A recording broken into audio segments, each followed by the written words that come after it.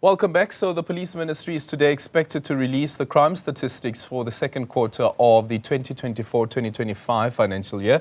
This will cover the number of criminal cases registered nationwide between July as well as September. Researcher from the Institute for Security Studies, Willem Els, joins us now ahead of the announcement later this afternoon. Willem, a very good morning to you. Thank you so much for making time for us this morning. So as the Minister will be releasing the stats later on today, what should we as citizens be looking out for to determine whether or not we are making progress or not? And also thinking about this, that initially there was the annual crime statistics that were released. That was changed, of course, to now release the stats quarterly. But what change has that really brought? Good morning to you. Yes, since we've got the new minister and also handed over more of the powers to the National Commissioner, we see that there's a new dynamics within the police. We saw the minister came up with a new priorities. He's more hands-on the policy levels. We allowed the National Commissioner to be more active in taking control of the operational side of the police. And I think we will see that reflecting in the latest crime stat, because this will be the first quarterly release after the minister really managed to find his feet, and also where the National Commissioner took more control. So what we are expecting is, of course, that there will still be some deterioration in some of the areas, but we also detected that there's a more hands-on approach, especially in provinces like the KZN. We saw the operations in the Eastern Cape that we expect might produce some better statistics, but we will have to wait and see. Yeah, speaking about that relationship between the minister as well as the National Police Commissioner, I remember when we were in Mpumalanga with those Libyan nationals who were found being trained on a security farm. And during the impromptu press briefing, one of the questions that were asked were very operational around SAPS. And what the minister did there was that, I don't want to speak on operational matters. I'd allow the police commissioner and leave the police commissioner to deal with that. What does that tell us about the understanding of Senzo Mchunu when it comes to policing and his role as the minister, but also the role of the police commissioner as the head of police?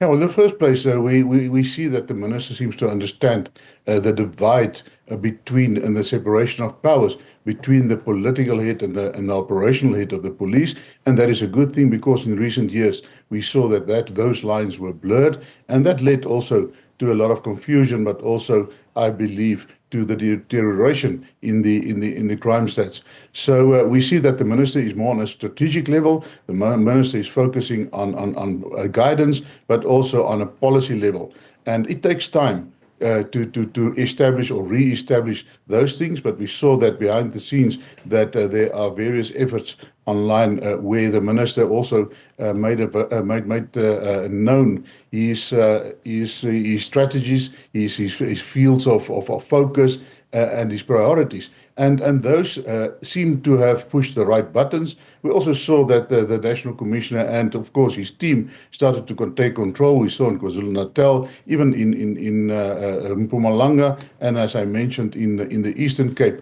the operational side of the police tended to come up with their operational plans that are more focused, that are more organized, and so we expect that might be reflected in the latest statistics. Yeah, and I have to say also, when you look at Operation Valumkoti, remember that press briefing, the post-cabinet press briefing, where the minister in the presidency was saying that we will absolutely not be assisting those illegal miners. We didn't send them down there.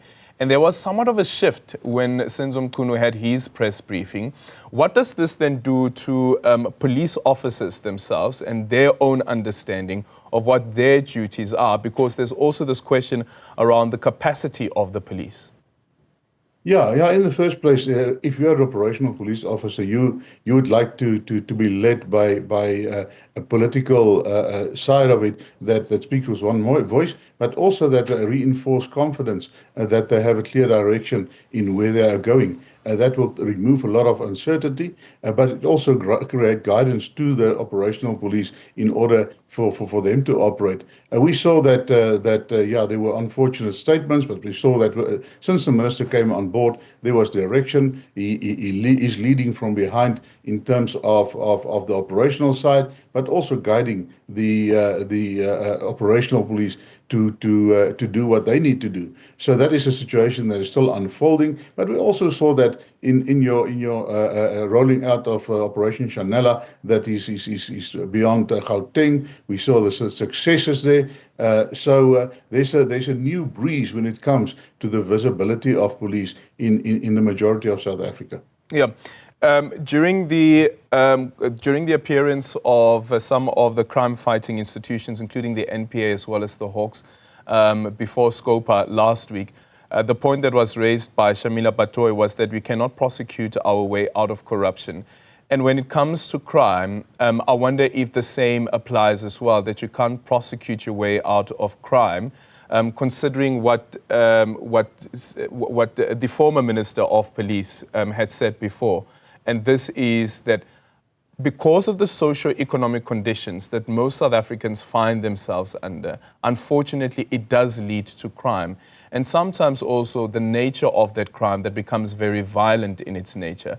But then what should the approach be? Because the police can't necessarily be expected to also be policing socio-economic conditions.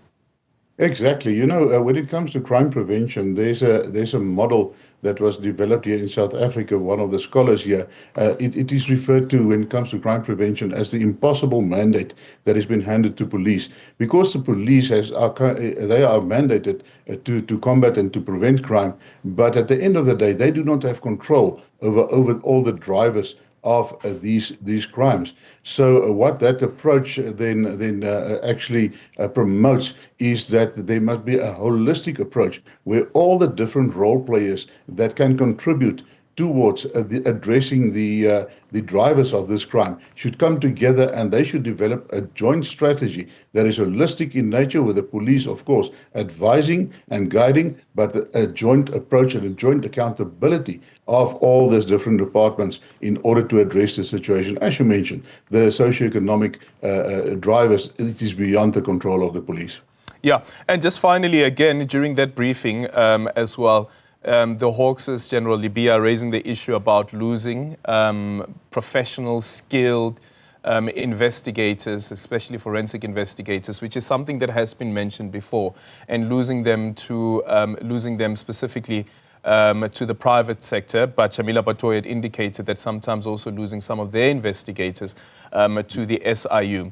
From the criminal cluster, do you think that there's an approach around how this can be dealt with? But how do you ensure that the state itself doesn't lose all of that knowledge? So you don't have a brain drain in the state because the state can't afford to pay market-related salaries.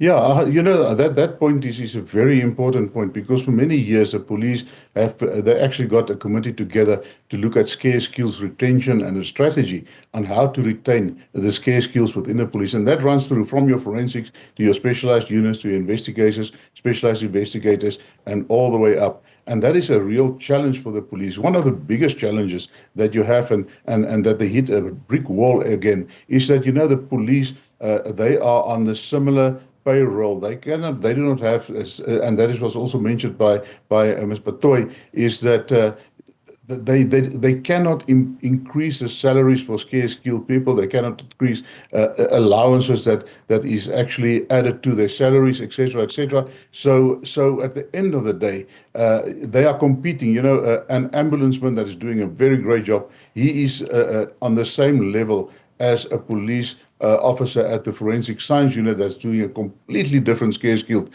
job. And that, you know, you cannot keep on comparing apples with pears. We have to look at a new dimension in how we retain our scarce skills and our scarce skills within the police, but also in the security cluster. Willem, thank you so much for your time. That is Willem Els, who is from the Institute of Security Studies.